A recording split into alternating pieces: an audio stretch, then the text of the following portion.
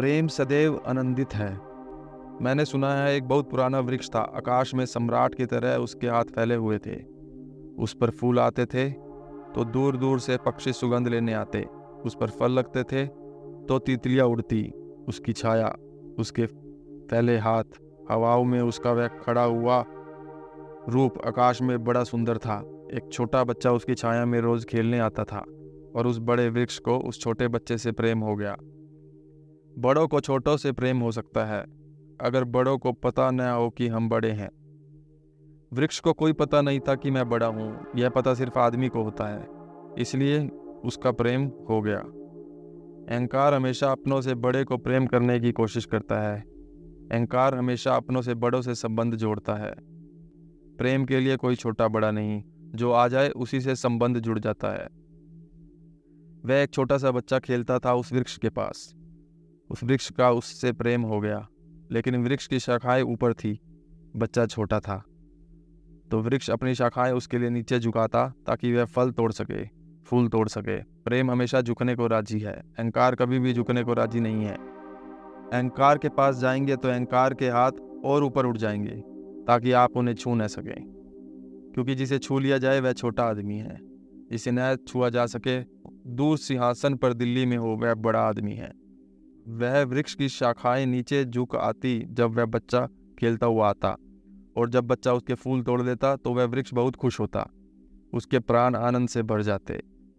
प्रेम जब भी कुछ दे पाता है तब खुश हो जाता है, अहंकार जब भी कुछ ले पाता है तब खुश होता है। फिर वह बच्चा बड़ा होने लगा। वह कभी उसकी छाया में सोता, कभी उसके फल खाता, कभी उसके फूलों का ताज बनाकर पहनता और जंगल का सम्राट हो जाता। प्रेम के फूल जिसके पास भी बरसते हैं वही सम्राट हो जाता है, और जहाँ भी अहंकार गिरता है वहीं सब अंधेरा हो जाता है। आदमी दीन और दरिद्र हो जाता है। वह लड़का फूलों का ताज पहनता और नाचता, और वह वृक्ष बहुत खुश होता, उसके प्राण आनंद से भर जाते। हवाएं सनसनाती और वह गीत गाता। फिर लड़का और बड़ा हुआ, वह वृक्ष के ऊपर भी चढ़ने लगा, उसकी शाखाओं से झूलने भी लगा। वह उसकी शाखाओं पर विश्राम भी करता और वृक्ष बहुत आनंदित होता। प्रेम आनंदित होता है जब प्रेम किसी के लिए छाया बन जाता है। अहंकार आनंदित होता है जब किसी की छाया छीन लेता है। लेकिन लड़का बड़ा होता चला गया, दिन बढ़ते चले गए। जब लड़का बड़ा हो गया तो उसे और दूसरे काम भी दुनिया में आ गए। महत्वाकांक्षाएं आ गई, उसे परीक्षाएं पास करनी थी, उसे मित्रों को जीतना था। वह फिर कभी कभी आता, कभी नहीं भी आता, लेकिन वृक्ष उसकी प्रतीक्षा करता कि वह आए, वह आए। उसके सारे प्राण पुकारते कि आओ आओ। प्रेम निरंतर प्रतीक्षा करता है कि आओ आओ। प्रेम एक प्रतीक्षा है, एक अवेटिंग है। लेकिन वह कभी आता, कभी नहीं आता, तो वृक्ष उदास हो जाता। प्रेम की एक ही उदासी है, जब वह बांट नहीं पाता तो उदास हो जाता है, जब वह दे नहीं पाता तो उदास हो जाता है। और प्रेम की एक ही धन्यता है कि जब वह बांट देता है, लुटा देता है, तो वह आनंदित हो जाता है।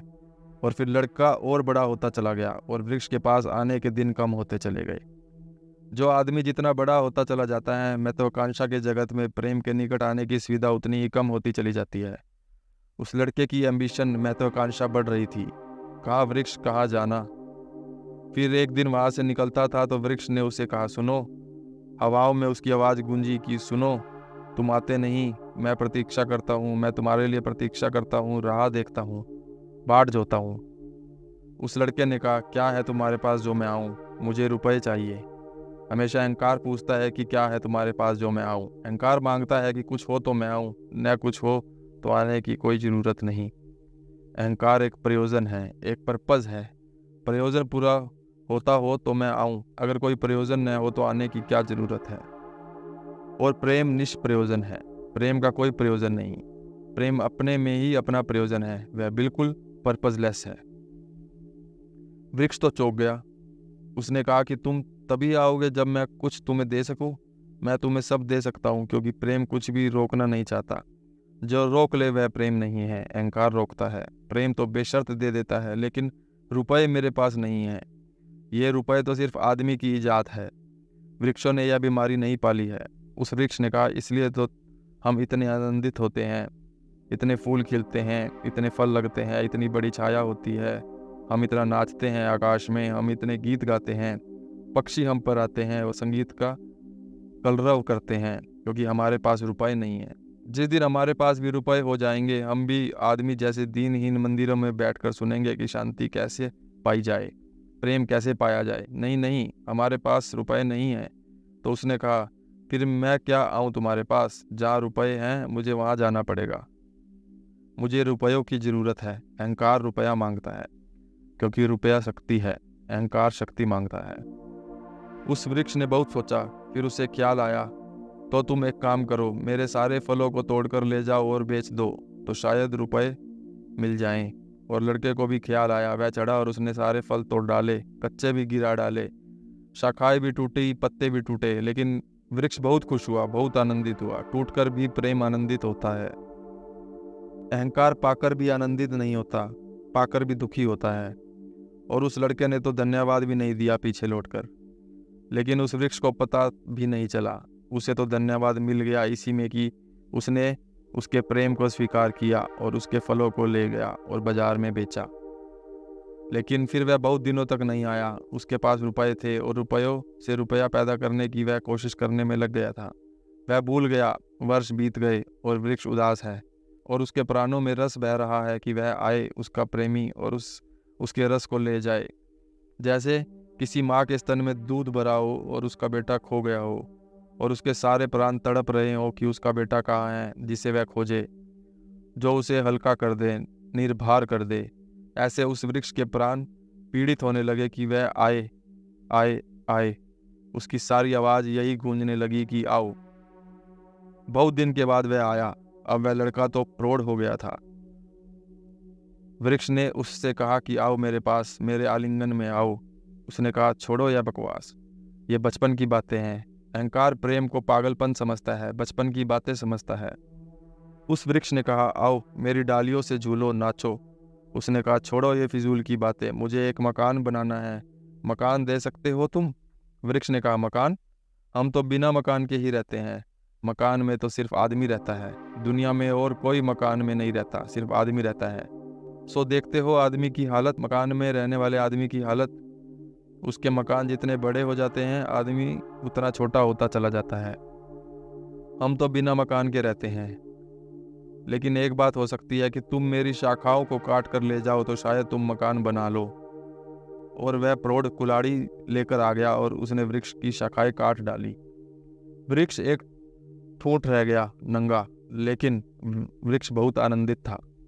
प्रेम सदा आनंदित है, चाहे उसके अंग भी कट जाएं, लेकिन कोई ले जाए, कोई ले जाए, कोई बांट ले, कोई सम्मिलित हो जाए, साझीदार हो जाए। और उस लड़के ने तो पीछे लौटकर भी नहीं देखा। उसने मकान बना लिया और वक्त गुजरता गया। वह ठूंठ रहा देखता। वह चिल्लाना चाहता, लेकिन अब उसके पास पत्ते भी नहीं थे, शाखाएं भी नहीं थी। हवाएं आती और वह बोल भी न पाता, बुला भी न पाता।